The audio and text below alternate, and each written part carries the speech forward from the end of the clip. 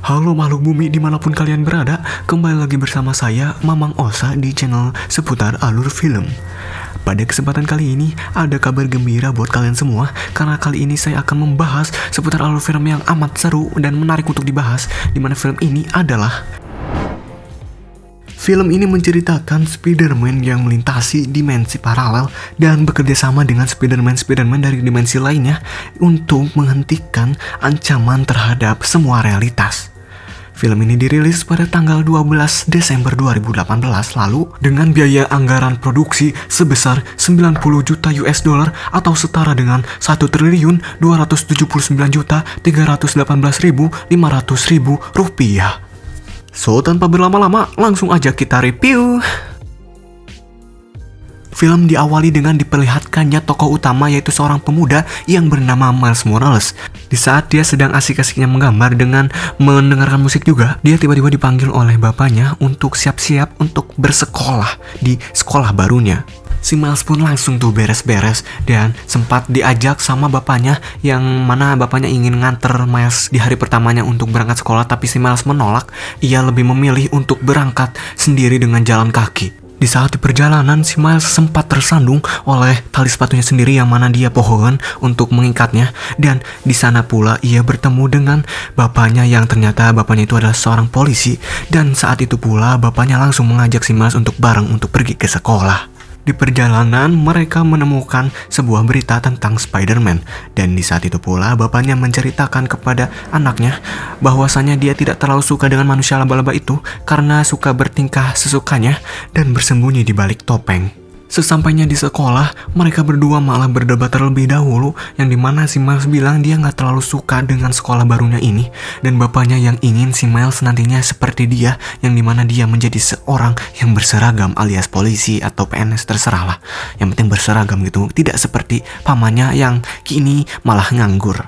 Si Miles pun yang sudah kepanasan diceramain terus memutuskan untuk cepat berpamitan.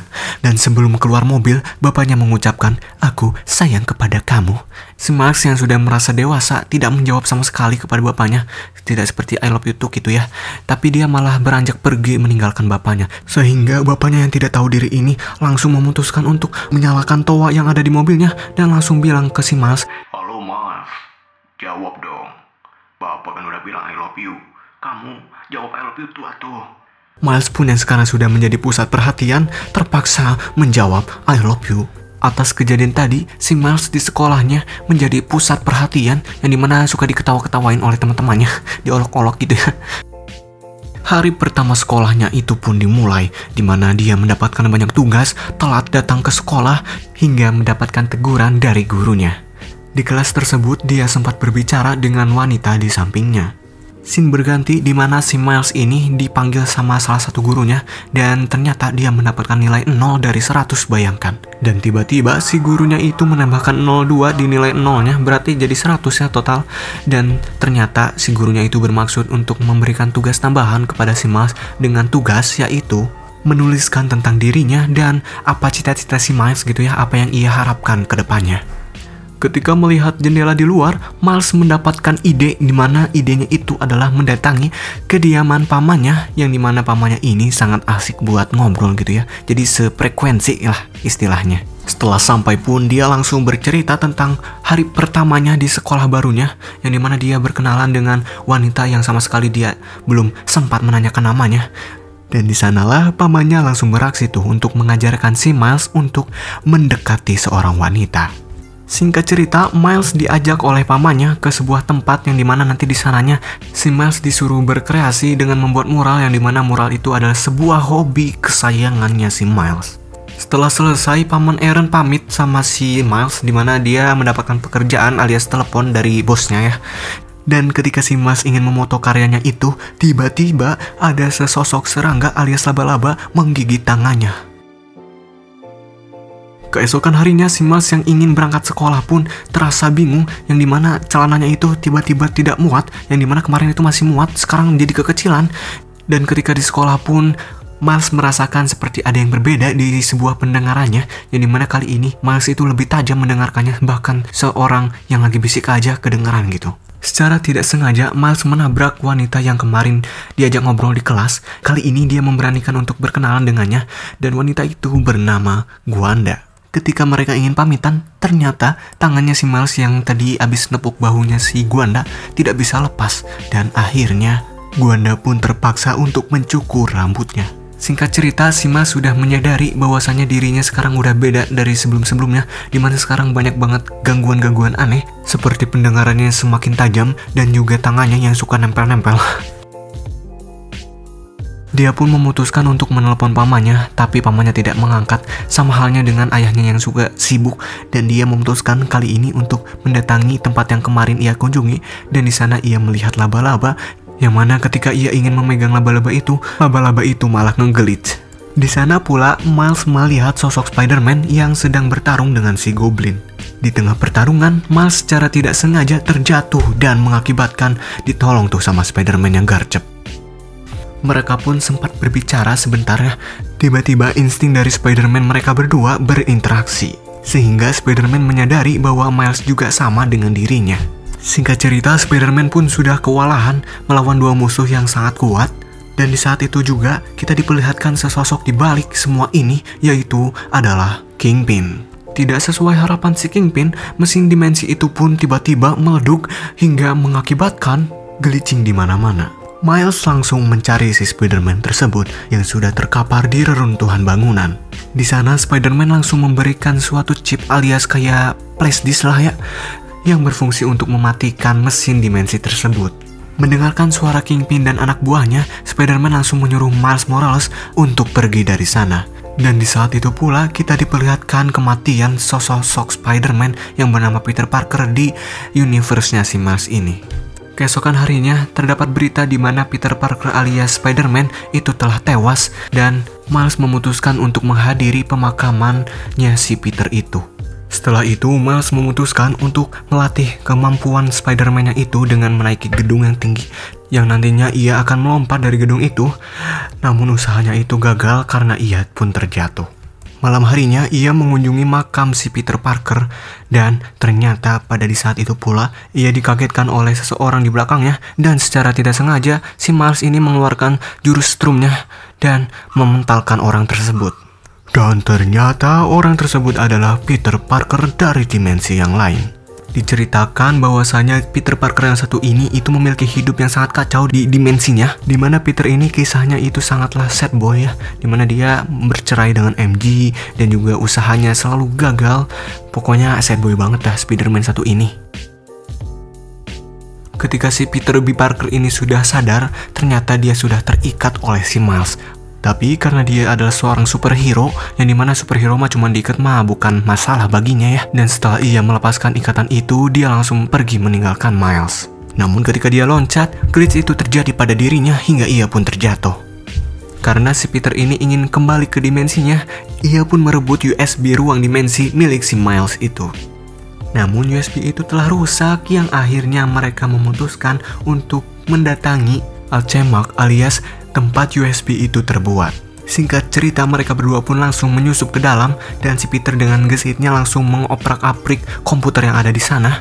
Miles yang tidak kuat menahan eratannya, dia pun langsung membuat gaduh sehingga para musuh curiga. Di saat itu pula, secara tidak sengaja, Miles menunjukkan kemampuan barunya, yaitu Invisible Mode, yang dimana dia tidak terlihat oleh siapapun. Di sana mereka pun kedatangan musuh baru, yaitu Dr. Octopus, yang dimana di film ini adalah perempuan. Jadi nantinya si Peter Parker ini akan melawan Dr. Octopus, sedangkan si Miles ini disuruh membawa kabur komputer yang ada di sana.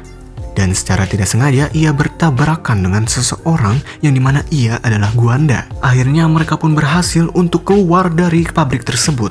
Namun ternyata yang mengejar mereka itu semakin banyak dan membuat mereka berdua semakin kewalahan. Tapi tiba-tiba datang seseorang yang dimana dia juga berpenampilan seperti Spider-Man, namun berwarna putih dan pakai kerudung.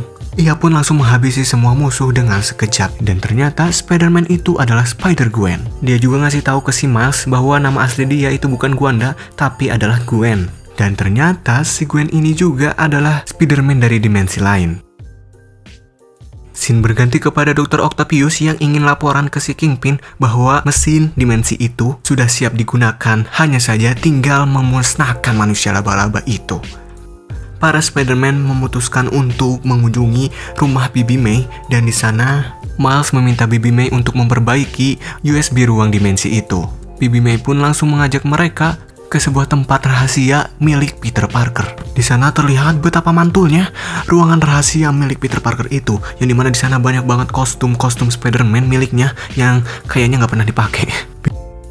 Bibi May pun langsung mengajak ketiga Spider-Man yang dimana Spider-Man ini sudah terlebih dahulu datang ke tempatnya, dan ternyata ketiga Spider-Man itu adalah Spider-Noir alias Spider-Man monokrom yang dimana warnanya cuma hitam putih doang, bahkan di kehidupannya juga dia cuma hitam putih doang. Dan yang kedua itu adalah Penny Parker yang mana dia berasal dari dunia anime. Juga yang terakhir adalah Spider-Man yang paling pendek, dimana dia itu adalah Peter Parker alias Peter Babi. Mereka semua nyancar dimensi dikarenakan mesin Kingpin yang meledak di awal film itu. Di sini Miles berjanji untuk akan mengembalikan mereka semua ke dimensinya masing-masing.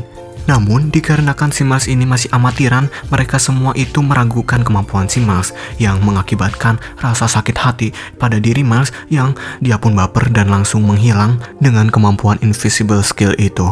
Ia pun berencana untuk menenangkan diri di rumahnya pamannya, dan ketika si Miles udah nyampe di rumahnya, yang mana di sana terdapat Prowler yang mengakibatkan si Miles ini langsung secara gesit mengaktifkan mode invisible-nya lagi.